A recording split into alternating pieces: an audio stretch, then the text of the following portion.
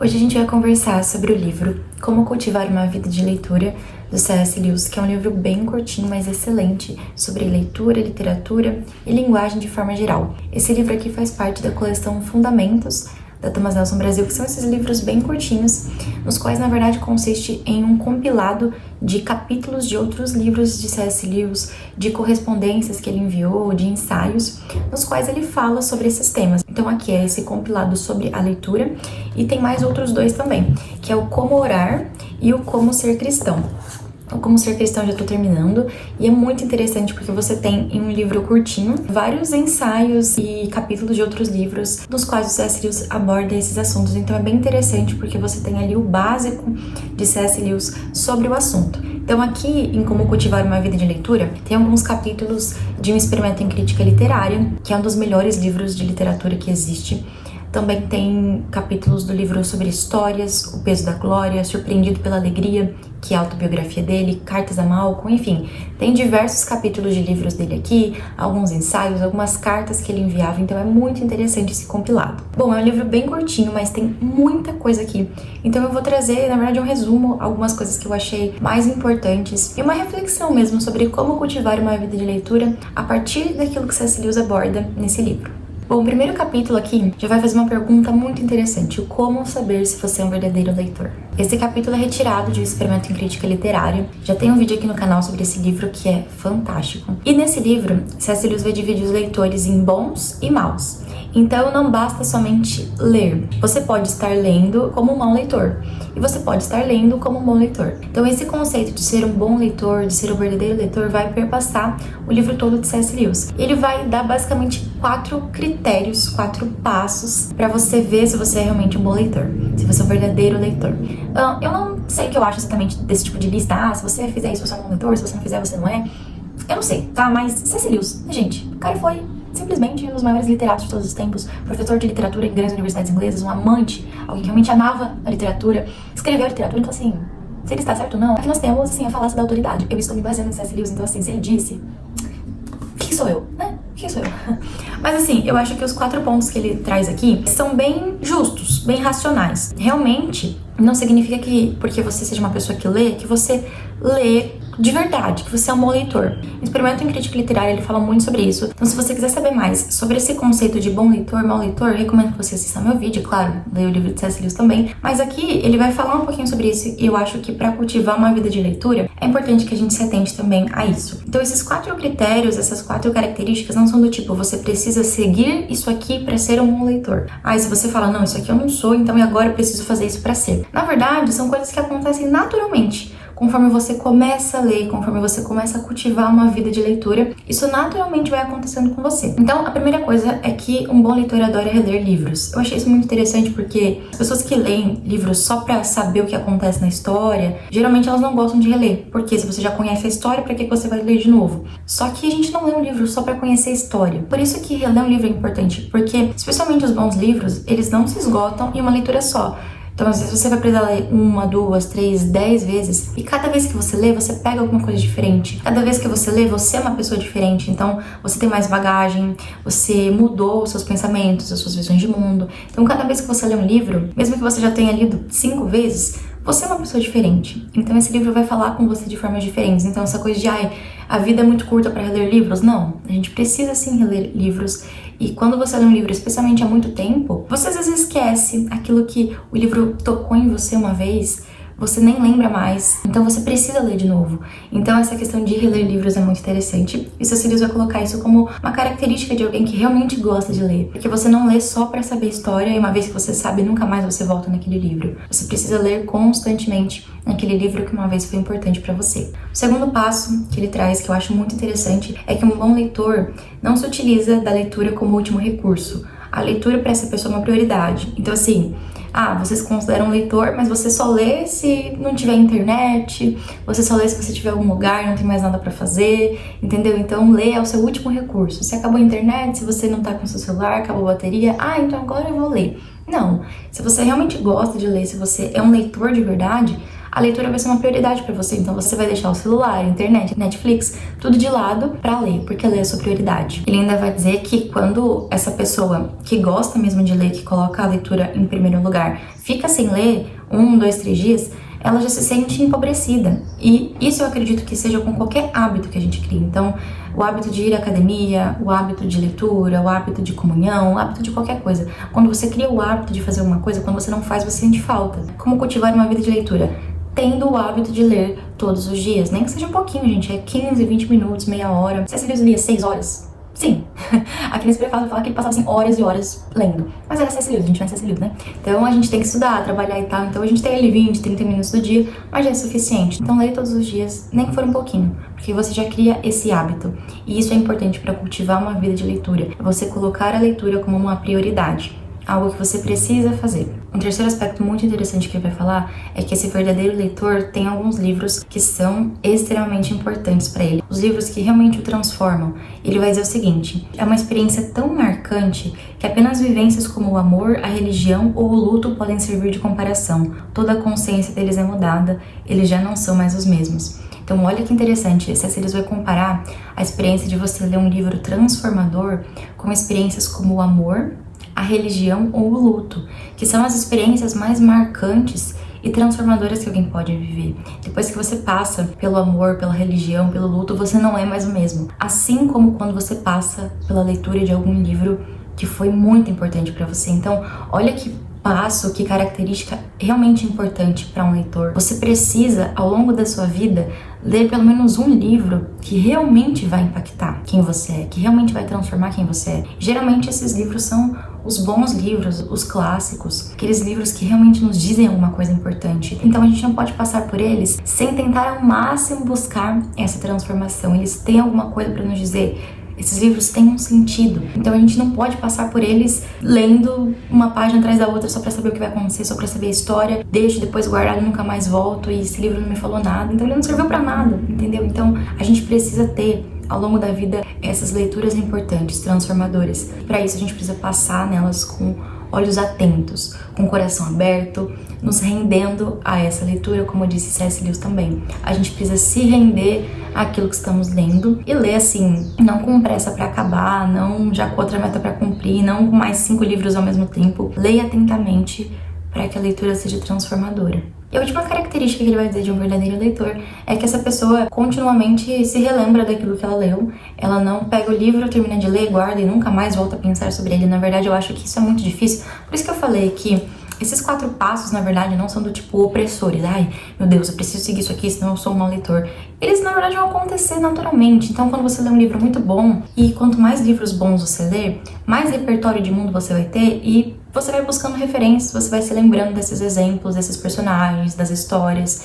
Então, é algo que acontece naturalmente conforme você vai cultivando uma vida de leitura. Então, se tem alguma coisa aqui que ainda não faz parte da sua vida de leitura, se ler ainda é o seu último recurso, se você odeia reler livros, se você acha que é perda de tempo, se você não tem nenhum livro que você leu e realmente te transformou, ou se você pega um livro, lê uma vez, depois esquece para sempre e nunca mais pensa sobre ele, talvez você precise repensar a sua vida de leitura, porque cultivar uma vida de leitura não é ler por ler, sabe? Então a gente precisa ser mais consciente para que essa vida de leitura seja realmente eficaz, realmente transformadora, como experiências, como o amor, a religião ou o luto. A nossa vida de leitura precisa nos transformar de alguma forma.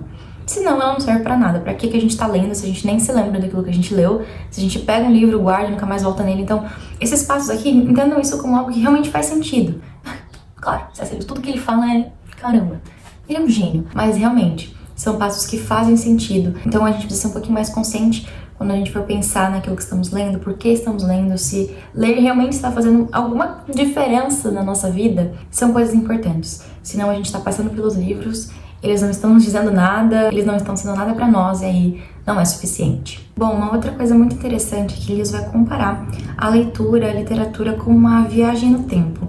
Então, a leitura é uma forma de você se transportar para outras épocas, outros pensamentos, outras civilizações, outras mentes, outras opiniões, outras visões de mundo diferentes das suas, que são contemporâneas, que seguem esse fluxo atual. Então é muito interessante porque ele vai defender muito mais a leitura de livros antigos, livros já consagrados, livros clássicos, do que os livros contemporâneos ou livros modernos. Então ele vai dizer que a literatura é uma forma de a pessoa ser transportada de seu próprio tempo e suas próprias limitações para outros pensamentos, para algo mais amplo. Então é como você expandir os seus horizontes. Você expande as possibilidades de mundo existentes e também as possibilidades das suas próprias visões de mundo. Então é uma forma de você se desprender de si mesmo e olhar com olhos diferentes. Então é por isso que a gente precisa ir à leitura, especialmente a leitura de livros clássicos, antigos, o mais vazio possível de nós mesmos, das nossas próprias concepções de mundo que são contemporâneas, que são modernas. Senão a gente vai para um livro antigo e a gente vai querer encontrar ali machismo, a gente vai querer encontrar feminismo, a gente vai querer encontrar tudo que é da nossa visão de mundo moderna, contemporânea naquele livro. Então não necessariamente isso acontece, até porque as convenções sociais, os costumes, as ideias, as visões de mundo, a relação com a religião, tudo era muito diferente.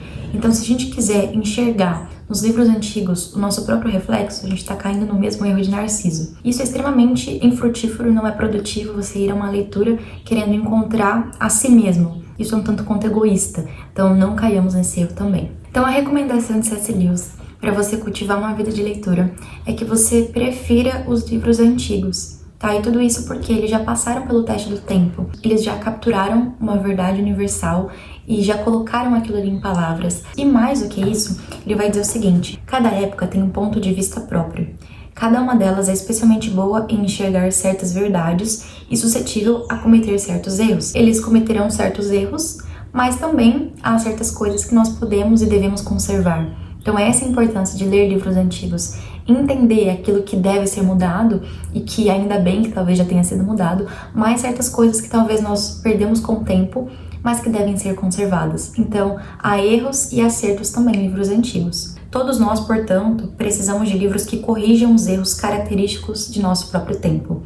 Isso significa livros antigos. Todos os escritores contemporâneos compartilham, em certa medida, a perspectiva contemporânea, mesmo aqueles que, como eu, mais parecem se opor a ela. Um escritor contemporâneo, ele está preso no seu próprio tempo. Isso significa que se você lê um autor contemporâneo, a sua visão de mundo vai ser a mesma que você tem hoje, uma visão moderna, uma visão contemporânea. Então, ao ler livros antigos, você tem outras possibilidades de visão de mundo. Então, você abre muito os seus horizontes. Mesmo que um escritor pareça se opor à visão de mundo contemporânea, ele está preso a ela de certa forma. Então, o único remédio para que você volte no tempo, tenha outras possibilidades de sair de si mesmo, de sair da sua própria visão de mundo, é por meio de livros antigos. Não é claro que exista algum tipo de mágica inerente ao passado. As pessoas não eram mais inteligentes do que hoje. Elas cometiam tantos erros quanto nós, mas não os mesmos erros. Então, essa é a oportunidade que nós temos de ler um livro antigo, ver aquilo que deve ser conservado, ver os erros que já foram cometidos, para a gente poder enxergar que hoje devemos ser diferentes. E é claro, novamente, ele vai falar que há duas formas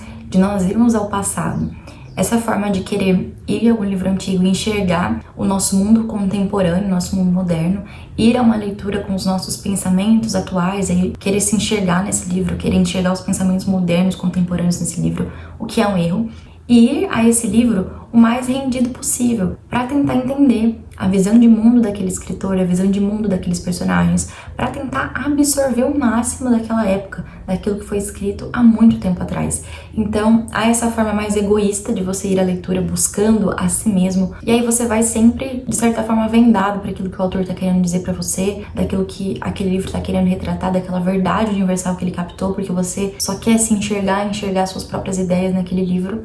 Isso não é rendição, você não está indo com o coração aberto para aquela leitura. E também há outra forma de você ir com o coração aberto, ir para tentar entender ao máximo qual que era a visão de mundo e o modo de vida daquelas pessoas. E isso é importante, quando a gente consegue se desprender o máximo possível de nós mesmos e chegar àquela leitura vazio. Claro que a gente não vai deixar para trás as nossas visões de mundo, aquilo que a gente acha certo, errado, só que a gente precisa tentar ao máximo fazer isso. Uma coisa muito interessante que C.S. Lewis vai dizer em Experimento em Crítica Literária é pra gente ir a uma leitura como se tudo aquilo que estivesse sendo dito fosse realmente verdade, mesmo que você não concorde, porque aí sim você vai ter uma experiência completa sem os seus preconceitos modernos, contemporâneos. Parece-me um desperdício do passado se nos contentarmos apenas em ver na literatura das épocas que se foram apenas o reflexo da nossa própria face. Há coisas que eu jamais experimentaria em meu tempo, formas de sentimentos, sabores, jornadas ao passado real. Então, há algumas coisas que a gente nunca vai ver, nunca vai experimentar em nosso próprio tempo presente. Então, não é um desperdício a gente ter a oportunidade de acessar uma outra época, um outro tempo, outros pensamentos e tentar colocar as nossas próprias visões contemporâneas, modernas naquele livro. Então, que a gente desfrute essa viagem com sinceridade e com o coração aberto, que a gente aproveite ao máximo o que o livro pode nos dizer. Uma reflexão muito interessante ainda sobre essa questão de livros contemporâneos, livros modernos e livros antigos, é que ele vai dizer que quanto mais atualizado um livro for, mais cedo ele será datado. O que isso significa, né?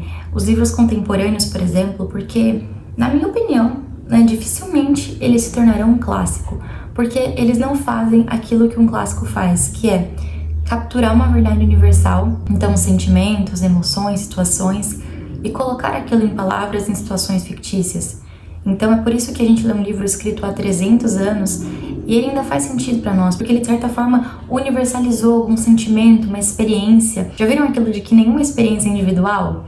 Tudo que você vive, tudo aquilo que você pensa, algo que acontece com você também acontece com outras pessoas. Então é isso que um livro clássico faz. Ele pega uma experiência que a gente pensa que é individual, mas que, de certa forma, tem uma verdade universal. Ele consegue uma espécie de universalização daquilo para que nós, 300 anos depois, também pudéssemos entender aquilo e ver que aquilo poderia ser uma experiência nossa. Ver que aquilo é uma realidade possível, provável, e então a gente pode se identificar, a gente pode aprender, a gente pode refletir sobre nós mesmos com livros escritos há 200 anos. Então, se um livro for atualizado no sentido de falar sobre as coisas presentes de forma principalmente engajada, e é por isso que eu sempre falo sobre as literaturas engajadas, que é o que acontece em livros contemporâneos, são livros que querem sempre dar uma opinião sobre algo que está acontecendo no presente e colocar ali a visão de mundo política, ideológica do autor no livro. Há muitos livros contemporâneos que eles só podem ser lidos em 2024, nesse contexto, no Brasil, com esse político, com essa visão de mundo, senão ele não faz sentido. Daqui 300, 500 anos as pessoas vão ler e aí, não vão servir pra nada, porque ele não universalizou uma experiência, um sentimento. Ele serviu simplesmente para criticar ou para defender uma ideia política. É um panfleto político. Então, por isso que os livros contemporâneos, atualizados, eles são datados. Eles não vão servir para daqui a 200, 300, 500 anos, como servem os livros clássicos. E é claro, há livros clássicos que também são panfletos políticos. Eu não gosto, independentemente se é um clássico ou não, independentemente se é uma visão de mundo que eu concordo ou não, eu acho que literatura não serve para isso. Mas qual que é a diferença entre os livros contemporâneos, que são panfletos políticos, e os livros clássicos, que fazem algum tipo de panfletagem política também? É que os clássicos são bem escritos. Sacanagem. Então, eu acho que é isso, sabe? Se você quer escrever um livro hoje, em 2024, tente universalizar as experiências que estão nesse livro. Pense que alguém há 500 anos atrás ou 500 anos à frente poderia ler o seu livro e se entender naquilo e aquilo fazer sentido para ela também. Se o seu livro não for capaz dessa universalização, ele é atualizado e, portanto, ele é datado. Daqui 50 anos, ele não servirá mais para nada, ele não surtirá nenhum efeito. Então, achei essa reflexão bem interessante, especialmente falando sobre os livros contemporâneos, que de maneira geral tem esse problema, esse defeito de serem datados, atualizados, e por isso dificilmente se tornarão um clássico. Bom, agora passando para algumas reflexões bem curtinhas que tem aqui no livro sobre literatura, curtíssimas mesmo, tipo uma página, mas há algumas coisas que ele fala aqui que eu achei extremamente importantes. Por exemplo, os livros ou a música nos quais pensamos que a beleza estava localizada nos trairão se confiarmos neles. Não é que isso estava neles, apenas que veio por meio deles. E aquilo que veio por intermédio deles era apenas um anseio. Então, quando a gente acha que a beleza, a virtude, a coragem, a bondade está localizada em um livro, na verdade não é bem isso. Aquilo somente é expresso por meio do livro. Então, é esse o poder que a literatura tem de sugerir o real, a sentimentos, a virtudes, a coisas que são reais no nosso mundo. E a literatura consegue capturar tudo isso, colocar de forma fictícia, para que a gente entenda que tudo isso, essa bondade, essa coragem, essa beleza, é algo que existe em nosso mundo. E o que o livro consegue fazer, ou a música, ou a arte, é somente despertar essa visão para algo que existe na nossa vida real. E eu acredito que a literatura realmente tenha esse poder de não só sugerir aquilo que existe no nosso mundo terreno, mas também, de certa forma, despertar um anseio em nós para aquilo que é transcendente, para aquilo que perpassa a vida terrena. Então, como esse trecho foi retirado do Peso da Glória, que é um livro cristão, eu acredito que tenha muito relação com isso. Aquilo que o livro desperta em nós, beleza, coragem e virtude, é aquilo que de fato existe em nossa vida real, em nossa vida terrena, mas muito mais do que em nossa vida terrena, é um anseio para algo que é transcendente e que só será completamente satisfeito em nós com aquilo que perpassa esse mundo, com aquilo que é real, mas não está aqui ainda. É somente um anseio. Tem uma coisa que C.S. Lewis vai falar em uma carta que eu achei fantástico, sobre o fato de que, por meio da literatura, a gente consegue ter experiências que não são as nossas e que isso é suficiente para a gente entender o que são essas experiências. Então ele vai dizer, olha, embora eu não tenha experiência do amor, do que é amar alguém, eu li Jane Austen, eu li Brontë, eu li Shakespeare, então eu sei o que é o amor. Ele vai dizer o seguinte: essas grandes mentes conseguem capturar sobre o amor aquilo que as mentes pequenas também conseguem. E ainda além disso. Então eu tenho uma experiência completa, porque por meio de Shakespeare eu consigo entender o que é o amor. Aquilo que uma mente pequena consegue capturar sobre o que é o amor, Shakespeare também conseguiu. E ele conseguiu além do que isso. Então eu consigo ter uma experiência sobre o amor, mesmo que essa experiência não seja minha, porque eu tive acesso à experiência de outras pessoas por meio da leitura de livros. A paixão de uma grande mente inclui todas as qualidades da paixão de uma mente pequena.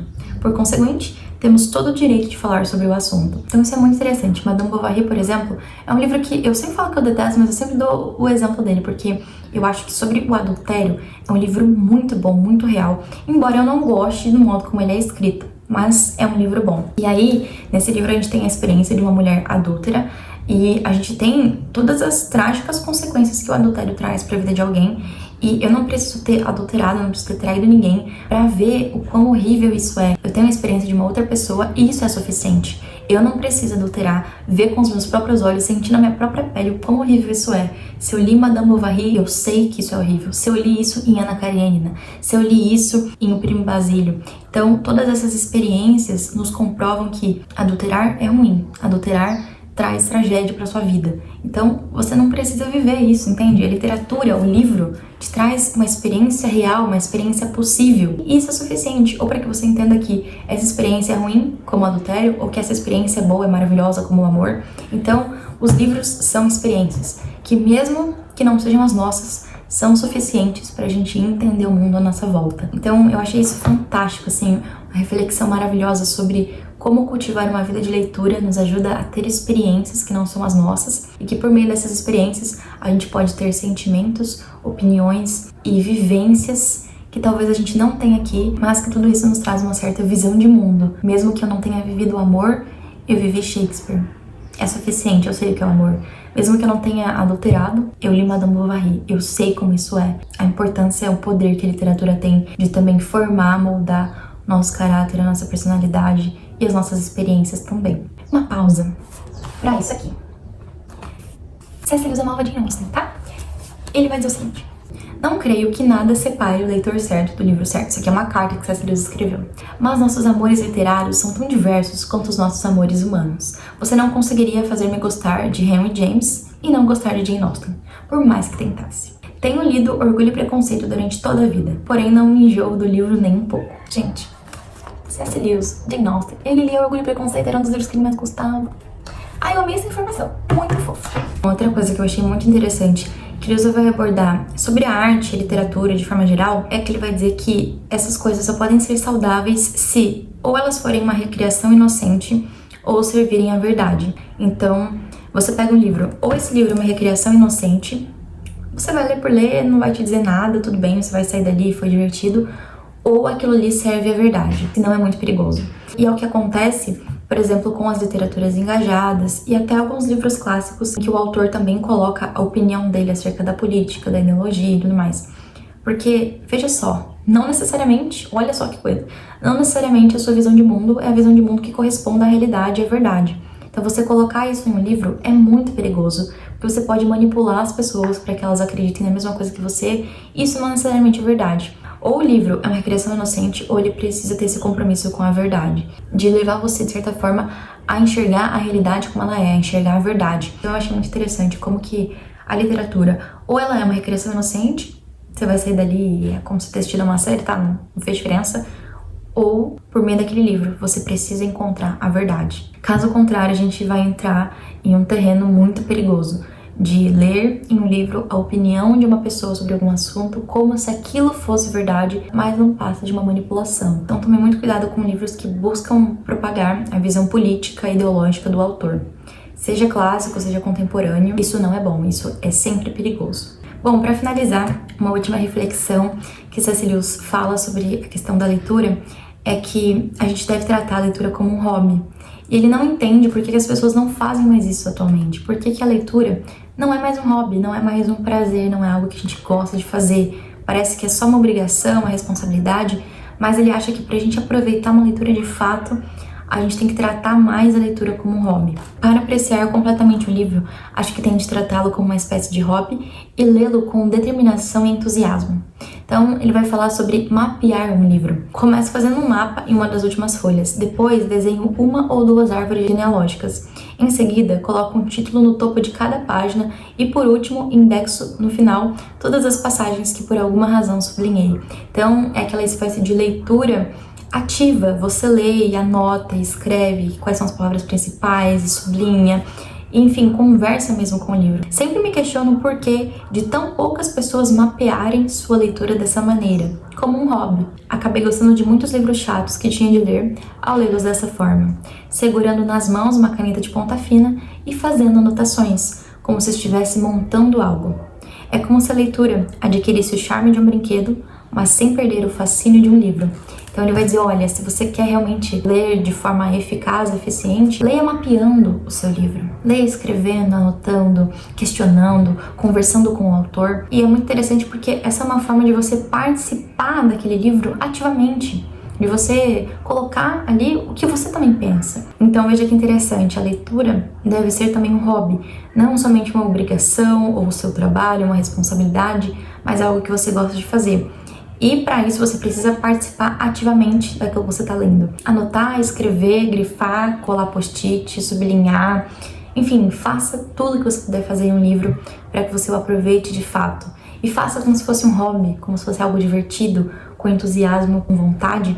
Trate o seu livro como se fosse um hobby, um prazer, algo que você realmente gosta de fazer.